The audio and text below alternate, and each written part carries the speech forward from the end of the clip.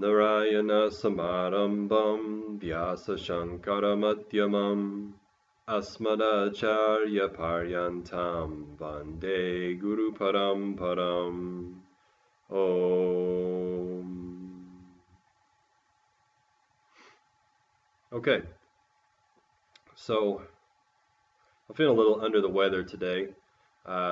Just wanted to mention that. I hope it doesn't affect the quality of this video too much.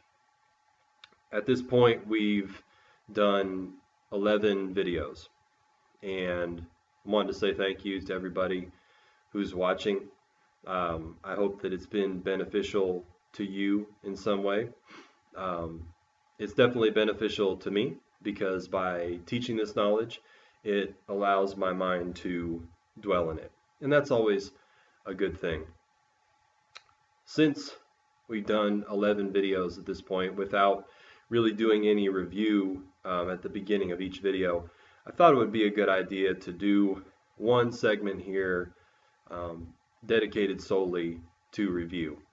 You know, we've probably done almost 6 hours of teaching at this point over the course of, a month and a half. So sometimes, you can kind of forget where you started or forget where you're going. So I'll try to periodically do this, maybe every 5 videos or so, do a video to try to summarize everything we've done up until this point. So initially, in the first video, we said that Vedanta is a means for knowing what your true nature is. Now, what is your true nature? Well, that is Atma, the self, right? That's your true nature. And it's non-dual consciousness, the unchanging, indivisible, independently existent, eternal, infinite, imperceptible essence of everything, ever free of all action and experience. So that being a statement that's a bit abstract, when you start out to learn Vedanta, it's important to know what the benefit of having this knowledge is, because we don't really ever do anything. It's hard to get the proper kind of motivation without the proper incentive. All right, so previously I enumerated 5 benefits of knowing who you are, okay, of knowing what your true nature is. I gave the Sanskrit equivalents. It's Jignasa Nivrittihi, Ananda Praptihi, Karpanya Nivrittihi, Agata Nivrittihi, and Dakshata Praptihi. Nivritti being something that you get rid of or negate, and Prapti meaning something that you get. All right, so the first benefit of self-knowledge is Jignasa Nivrittihi. Jignasa means curiosity or a desire to know. All right, so maybe it seems a little redundant to say this, but if you are, getting self-knowledge gets rid of your curiosity about yourself. That is important because we're constantly wondering, who am I? What am I doing here? What's the purpose of my existence? What happens to me when I die? All right. What is the nature of this world I find myself in, and what's my relationship to this world that I find myself in? Was it created by something? If it's created by something, what's my relationship to that? What's my relationship to God, so to speak? So, knowing what your true nature is gets rid of all of those questions absolutely and finally forever. All right. And by knowing what your true nature is as the self, right, we've discussed that the self is eternal, the self is infinite, the self is unchanging and ever present. The self is non-dual, so it's everything. So everything that is you, the self. Right? The self is always whole and complete. The self is independently existent. It doesn't depend on any of the apparent objects that appear in it. Okay? Objects being anything you can experience and know. It doesn't depend on any of those things to be full, to be complete, to be limitless. So the second benefit then is ananda praptihi. Right? You're going to get bliss. Now, that doesn't exactly mean that you feel good all the time. Right? It doesn't mean exactly that this body and mind feel good all the time.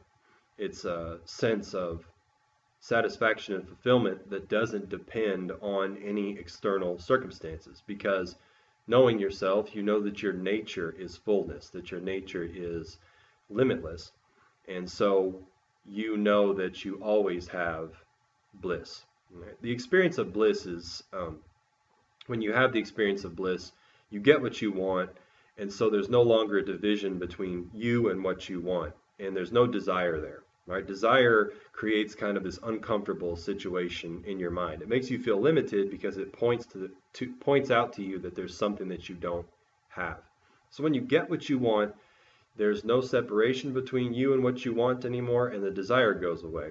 And when your mind is clear and free of like agitating desire, then it accurately reflects or appreciates what your true nature is, which is limitless and whole. Okay, so the implied meaning then of bliss, okay, of the acquisition of ananda, the implied meaning of bliss is ananta, limitlessness. All right, you know without a doubt that you're always limitless. Right? So you have the acquisition of limitlessness is really understanding that you already are limitless. Now, whenever you understand that you're already limitless, then it leads to the next benefit, which is karpanya nivrittihi. Nivritti, getting rid of karpanya, okay? Neediness, dependence. Okay? You're not depending on objects to be what you are. And that's how it is now. You know, it's that there's these things outside of myself.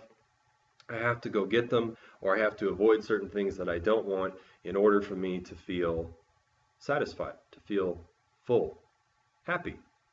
All right? And knowing that you're always okay as the limitless, unchanging self, then your dependence on objects decreases. All right? And eventually starts to go away altogether. So the acquisition of the knowledge that you're limitless gets rid of the dependence on limited, transient objects. Furthermore, knowledge that you are the self is knowledge that you are unchanging, that you are eternal, limitless, always complete.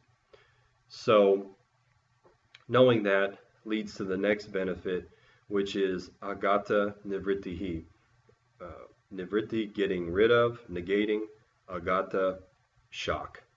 Right? Self-knowledge is a great shock absorber. All right? Just because you know who you are, just because you know what your true nature is, it doesn't mean that the appearance of life disappears. All right? It's still there. And hardship can come, it just comes with the territory. Problems with your body, problems with your mind, your job, life circumstances. That's just the way that it is. That doesn't go away. So that knowledge is always there as the best buffer that you can ever have against those difficult circumstances. When those things arise, the knowledge is there that it's like, actually I'm okay. I lose something, well, I've not really lost anything because I don't change. There's problems with this body. Well, this body is not me, so I'm okay. There's problems with this mind, emotional disturbances, whatever. Not really a problem because I am not associated with this mind. I don't change. And knowing that, it allows you to interact with these difficult circumstances with more equanimity, because they really tend to disturb us because we take them to be real and we take ourselves to be affected by them. So This knowledge then buffers you against those difficult circumstances and helps you to recover from them more quickly. Now, when that happens, it leads to the next benefit, which is dakshata praptihi. Praptihi is acquisition of dakshata, efficiency, right? More efficiency. Because why? Well, when you don't have the buffer of self-knowledge, then your mind is thrown to and fro by all of your circumstances, thus giving you anxiety, agitation, and different kinds of emotional disturbances, anger, etc., depression. So when that happens, your efficiency in your actions decreases. I think the example maybe I used before was, anxiety for a test. You can have all of the knowledge that you need to take the test, but when you worry about how it's going to turn out, all of your knowledge and skill deserts you and you don't perform to the best of your ability. And that can be applied to anything, a situation at work, a public speech, a sports event, a musical performance, etc. All of those kind of things, if your mind is disturbed, then you're not going to perform to the best of your ability, even if you have a lot of skill in what you're doing. So having your mind buffered by self-knowledge increases the efficiency of everything that you do.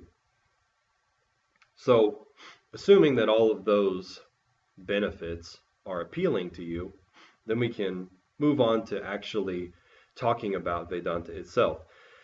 And before you get into the details of the teaching, it's important to talk about how it works. There's 3 stages: Shravana, Manana, and Nididhyasana. Shravana is listening, Manana is contemplation, and Nididhyasana is assimilation. In the first step of listening, you just have to expose your mind to the teaching itself under the guidance of a competent teacher. And that's important to say because Vedanta is not designed for self-study. There's particular ideas that you have about yourself, wrong notions you have about your identity that have led you to this teaching in the first place. And so you can't underestimate the power of those wrong notions. They are more than likely going to make you misinterpret what you hear. If you were to just read something, they're going to help, make you misinterpret what you're reading as it filters through those erroneous notions, and you won't necessarily get what's being said. Plus, the teaching is very subtle. There's some concepts that are very difficult to understand on your own. And from text to text, there are some statements that appear to contradict each other. So it's good to have a teacher there to explain those things, iron out any of those differences, and lay that out for you. And once that's been done, then you can kind of do self-inquiry on your own, consulting the teacher as needed. So it's not some kind of thing where we're trying to set up dependency between the student and the teacher. It's just a practical matter where you have to understand that you are under a misunderstanding, and you need someone to help you that isn't under that misunderstanding, okay, that understands the source material and is able to explain it properly. So you just need to listen. Vedanta is the means for self-knowledge, so you just need to hear the teaching itself. So you have to have an open mind. Right? Doubting or being in love with your doubts really isn't going to help. If you're listening to what's being said and constantly arguing with it in your mind, then it's not really going to sink in. Similar to the way that, like, when you have a conversation with somebody, you can kind of cut off what's even being said and not understand what they really mean as you start to object and argue with them in your mind. You start formulating what you want to say before they're even done saying it. Okay? So if you're coming to the teaching, you do have some funny ideas about who you are, what your true nature is. So you need to kind of set those aside. Set aside those thoughts, set aside the things you've picked up from different teachings here and there. Just put them aside for a moment and hear what's being said. Now, once you've really done that with an open mind, you come to the contemplation stage, and that's when you take all of that stuff and you examine it. Okay? You shine the light of Vedanta onto those things, and you see which ones of them are in harmony with who you really are, and you discard the things that aren't. Okay? Shravana, listening, manana, contemplation. Okay? You work out your doubts. You look at these ideas, you sort them out in light of the teaching. Right? And at that stage too, if there's doubts that you can't clear, then that's when it's helpful to have a teacher so you can ask these things. Once all these kind of things are clear, your mind, which is very habitual, may continue to think based on patterns that you've previously established. Okay? You've lived a long life in self-ignorance, so to speak, and that causes a lot of negative thought patterns. And those thought patterns affect how you interact with the world around you. So once Shravana has helped you understand who you are, it pays to continue to apply what you know about yourself to these thoughts. I mean, you know they're not true, but they may still occur and cause you to behave in a way that does not lead to peace of mind, that does not lead to harmonious relationships. And just because you know who you are, that still matters, right? That definitely matters, because what good is self-knowledge without peace of mind? Okay, and if you have bad relationships with people and you live a lifestyle that's not in harmony with the truth of who you are, then your mind is gonna be disturbed. You're not gonna feel very good. So that's the 3 stages: listening, contemplating, and assimilating that knowledge later on. So that's how it works, and that brings us to Vedanta 101, which is the distinction between subject and object. Now, of course, we've already talked about how reality is truly non-dual. Right? There's only really you, the self. But it doesn't seem that way. Right? There's a mix-up. We're thinking that the objects, the body and mind, are the self, and we take them to be real. So taking that appearance into account, Vedanta starts here with the subject-object distinction, because that's the way that your experience is, isn't it? Right? There's objects, and we define objects as anything that you can know and experience. So that covers the external world, and that covers anything in the external world and any part of your own internal world, your mind. So thoughts, feelings, memories, emotions, etc. Right? Anything you can experience and know is an object. Right? Objects are known to you, and you are what? The conscious subject. Isn't that true? I mean, there's things that you know, things that you experience, but how can you say that you're experiencing them if you're not there as a subject to say it? Right? I have to know that there's something there to say that there's something there. Right? So we take that distinction initially. We say that there is the self, the conscious subject, and then there's all of the things that you know or experience, objects, and because objects are known to you, they are not conscious. Right? That is step 1. Once you've talked about the subject-object distinction, you have to start to analyze your pursuit of objects. Because that's what life really is, isn't it? I mean, it's the pursuit of trying to get what you want for the sake of happiness. Everybody wants to be happy, satisfied, fulfilled. And Vedanta says that that falls into four categories: artha, kama, dharma, moksha. All right, the first three categories you take up first. We say the pursuit of wealth or security, the pursuit of pleasure, and the pursuit of virtue. Okay? That's the things that we go for in life. If there's anything outside of that that you can think of, throw it in there too. These are just general categories. So anything at all that you pursue in life, okay, is something that is known to you or that you can experience. So it's just objects. Anything at all. You know, you're pursuing these objects seemingly for the sake of happiness. Okay? But what is happiness? Now, happiness itself is a feeling. But, you know, where does that feeling come from? Is it coming from the objects themselves? Well, if it comes from objects itself, all right, from themselves, then the happiness would have to be in each object equally for all people at all times. I mean, that makes sense.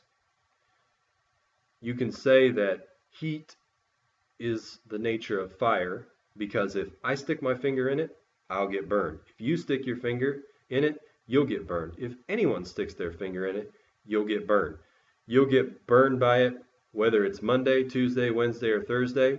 You'll get burned by it whether you're in a good mood or in a bad mood. You'll get burned by it whether you have an opinion that it won't burn you.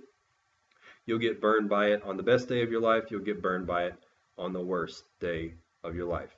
You can positively say that the nature of fire is heat, and it's inherent to the fire. But we're asking, is happiness inherent to the objects? Well, it's pretty simple to see that different objects get different reactions from different people. Now just look at people themselves. You can be in a relationship with somebody and really love them, but that same person can cause hatred in another person. If the happiness was in that person itself, then you would be happy from them and the other person would be happy from them too, but they're not. Also, if that person were the source of happiness, they could never make you unhappy. Right? And you can look at any relationships you've had with people that have disintegrated. You can see that that person formerly made you very happy and then later on makes you unhappy. But again, if they were the source of happiness, that could not happen. And they would always give you the same degree of happiness as well. If they never outright make you unhappy, are you always completely getting the same amount of happiness every time that you see them? No. Or what about food? Okay, say that you like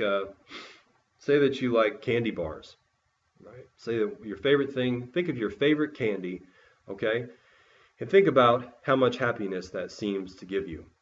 Right? So you think, oh man, I eat this particular candy bar, and that really makes me happy. Well, does it make you just as happy when you eat the second one, or the third one, or the fifth one?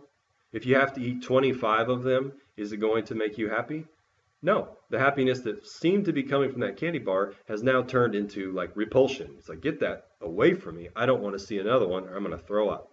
So if the happiness was in that candy bar, then you would always be happy to have it. It wouldn't depend on circumstances either. Right?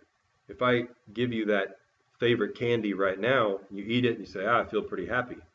Okay? But what about tomorrow? When I say, oh, by the way, I just wanted to let you know that your house just burned down. By the way, have a candy bar. Are you going to feel the same amount of happiness getting that candy bar? Not at all. So it's obvious. Okay. Happiness is not coming from the objects. But I do experience happiness. So where could that be coming from? Well, we've said there's only two categories here. Now, we're talking about getting objects. So if the happiness itself is not in the objects, then it has to be coming from me, the conscious subject. And how does that happen?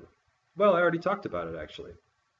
When there's something that you desire, it puts this thought in your mind that's uncomfortable. Okay? If you want something, it's pointing out that you are limited by its lack.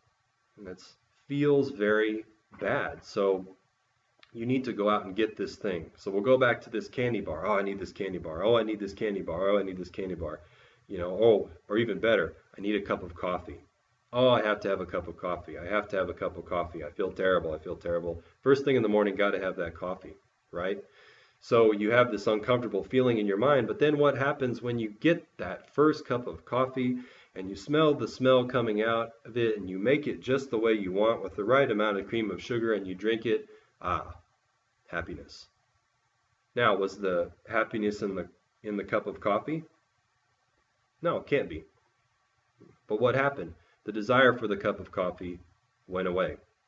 And when your mind is free of that desire, there's no division there between you and what you want, then the mind is able to appreciate the reflection of your fullness, the reflection of your limitless nature. It's able to appreciate that, and the feeling of happiness arises. So what's happiness then?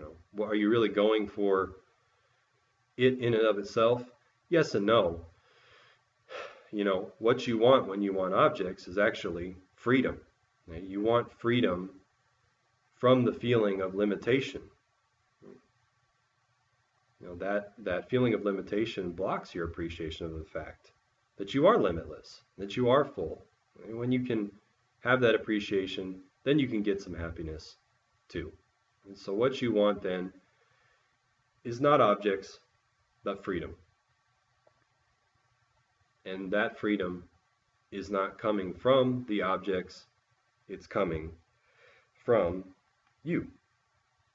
But if we're saying then that we're trying to get freedom, and freedom is our nature because our nature is limitless and full, then is there any action that can be done to get what we already are?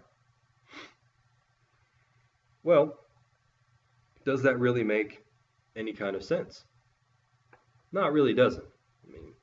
If you have something in your pocket, is there anything you can do to get what you already have? Not really. All that you can do is understand what you already are.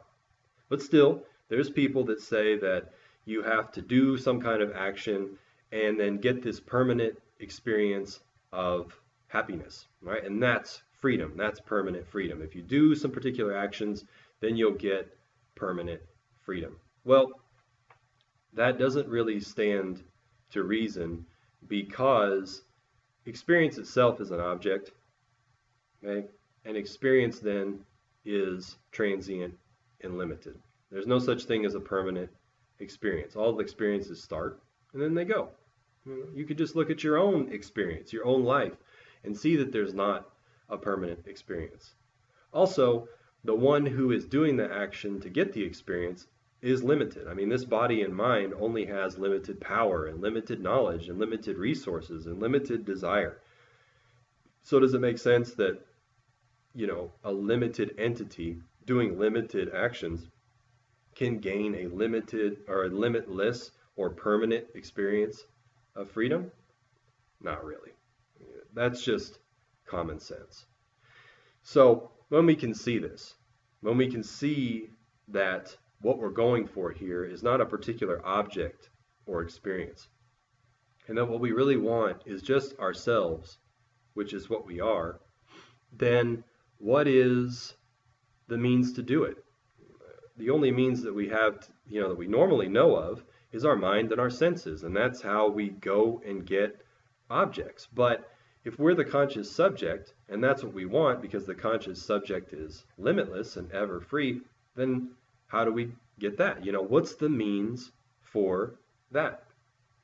Right? And the means is Vedanta. Vedanta doesn't create the self. Vedanta doesn't necessarily prove that the self exists because its existence is self-evident. I mean, it's obvious you exist and that you're conscious. But Vedanta does use words, right? Teaching in the form of words that helps to remove these funny ideas, these false ideas that you have about yourself, because that's all that is really the problem here. Right? It's an ignorance problem. It's a misunderstanding. I think that I'm that when I'm really this, the self. So in that case, I do need a means to help me remove my misunderstanding of the fact that I am the limitless self. Now, it looks like we're kind of running low on time. I think I'm just going to go a little bit long on this one because I want to try to cover everything here up until the point we've come to. So, if Vedanta is this means, it's a means to know what you really are, it's the means of knowledge for the self, then we ask, where does it come from? Well, not the self is always present. So it's always there, always has been there, it's eternal. All right? And the knowledge of the self, therefore, is also always present. So initially, there were people who Vedanta calls rishis or seers, who, with the right frame of mind, with a clear, prepared mind, discovered what their true nature was.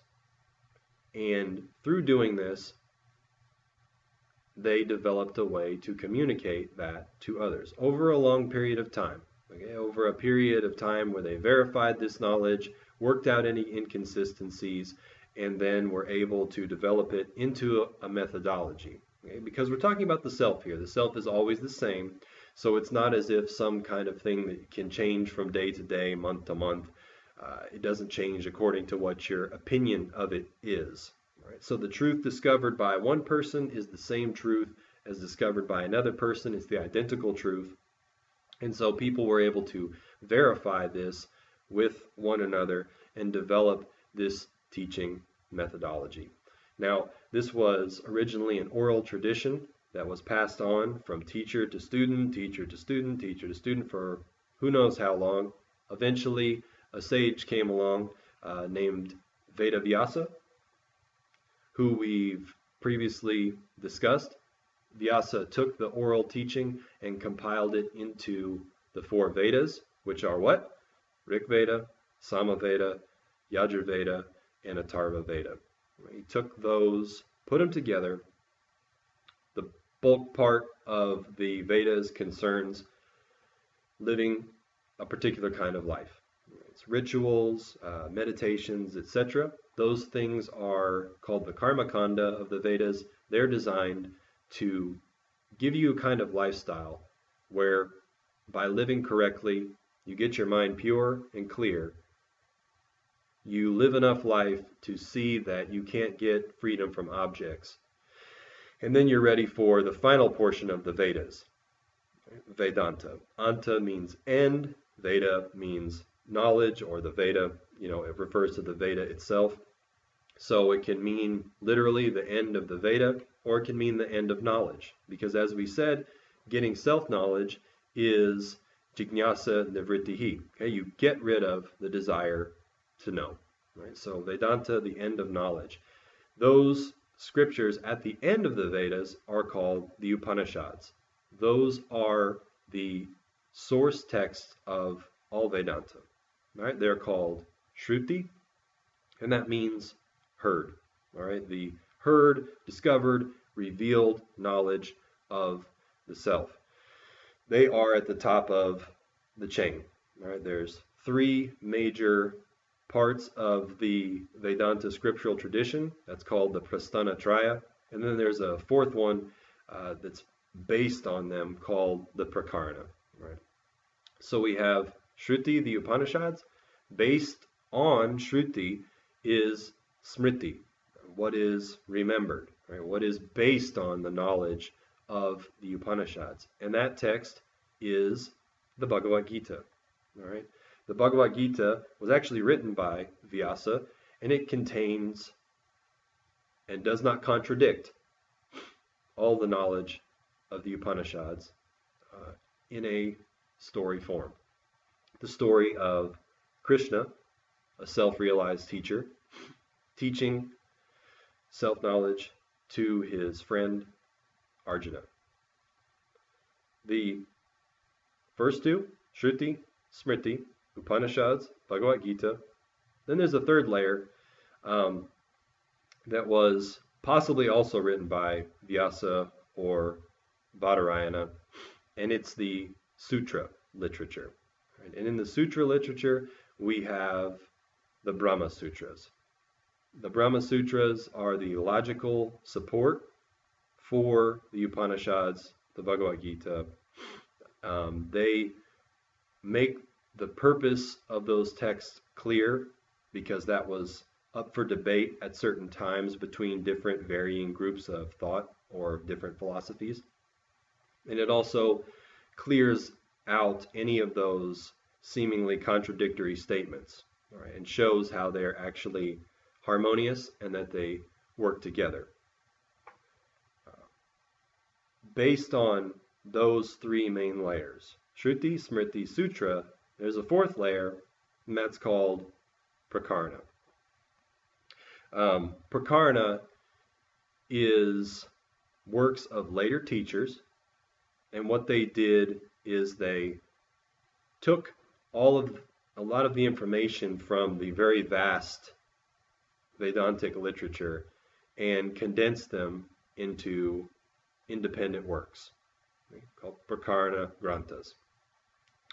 And they, by doing so, they put them in more contemporary language, at least contemporary for the time. They're not so contemporary based on our particular era, but they put them into a more contemporary language instead of like the Vedic Sanskrit, for instance.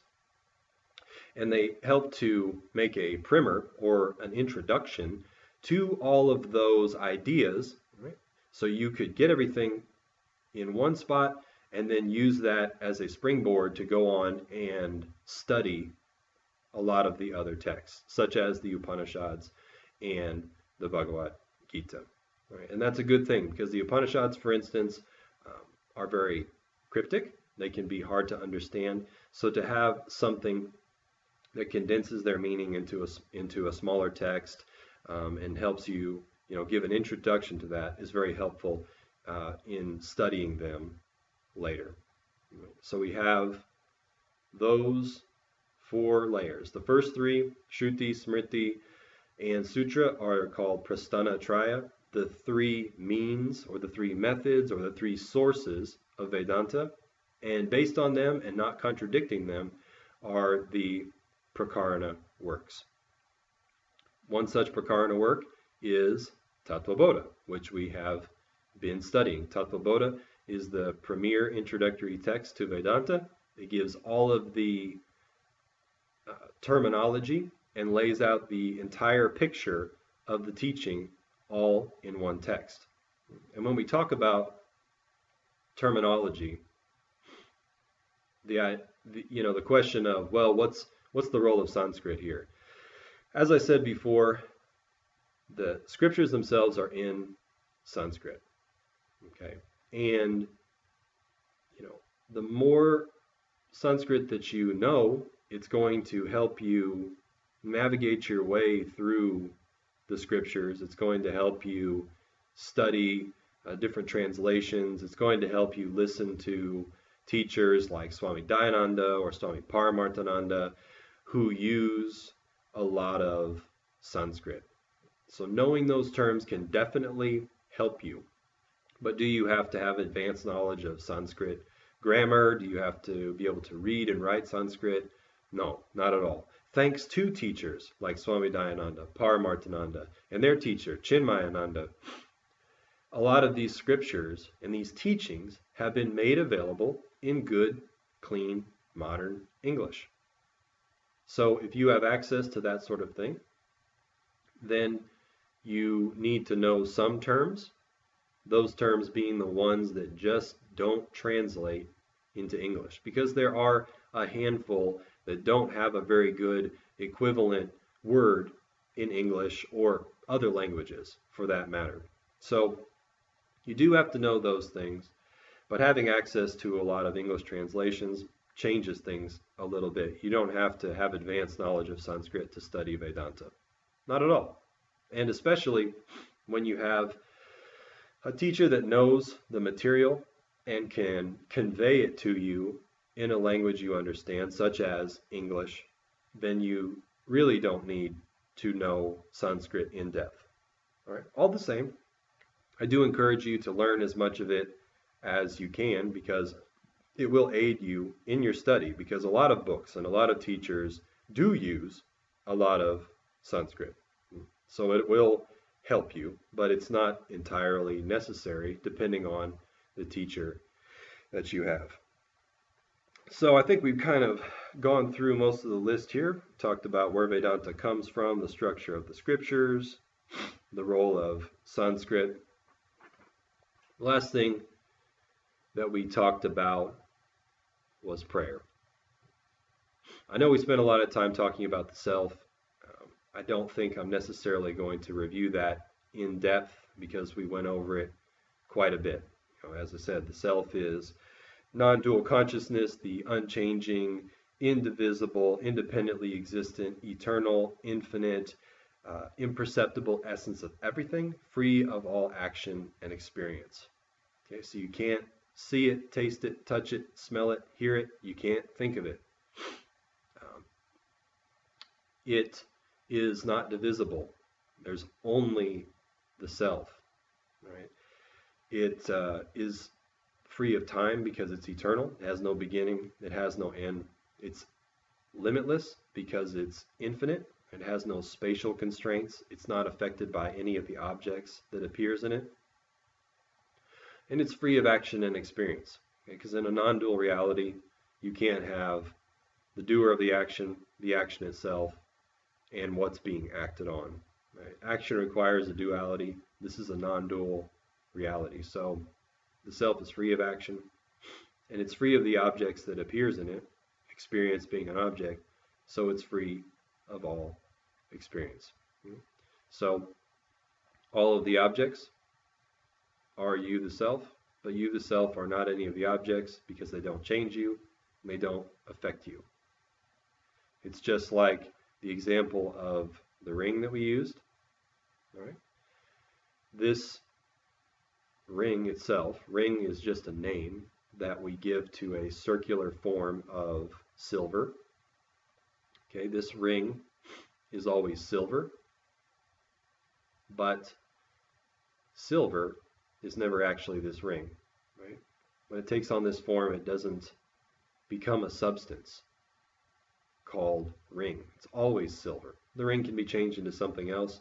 The silver remains the same. It can be a chain, it can be an earring, it can be a bracelet, different form, same silver. So that is how all of the objects can be the self, but the self is not any of the objects. So even though this is a non-dual reality, all right, everything is one, you could say, not two. Oneness is not sameness, because a conscious subject can never be unconscious objects. The self cannot be changed by the appearances that appear in it. So to learn more about the self, we got into learning Tattva Bodh, which is scripture. The scripture starts with prayer. We said that prayer is a good idea because there's a lot of obstacles just in your general life. Okay, you find yourself depending on many things in this world. You depend on the world for everything, actually. And there's many factors in the world that you don't know about and you can't control. So we're talking about the study of this text specifically. There's a lot of things that can happen that can prevent you from even successfully finishing the study of this text. So we say a prayer at the beginning of Tattva Bodha to ask for favorable circumstances. And that prayer includes a salutation to the self in the form of the teacher. So we also are paying respect to the fact that the teaching is coming to us from a teacher. The teaching came to the teacher from their teacher. The teaching came to their teacher from their teacher on back. Right? There's a long tradition that has preserved this teaching and that has passed it on in order for us to be able to study it now. And it's a great blessing because this is a great teaching. It's the world's oldest enlightenment tradition. It's been enlightening people for a long time.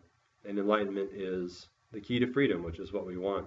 So it's good that we've come into contact with this teaching. So we say the prayer at the beginning of the text. Vasudevendra Yogindram Natva Jnana Pradam Gurum Mumukshunam Hitartaya Tattva Bodho Vidiyate. So we pay salutations to the teaching tradition. And we also ask for the successful completion of the text.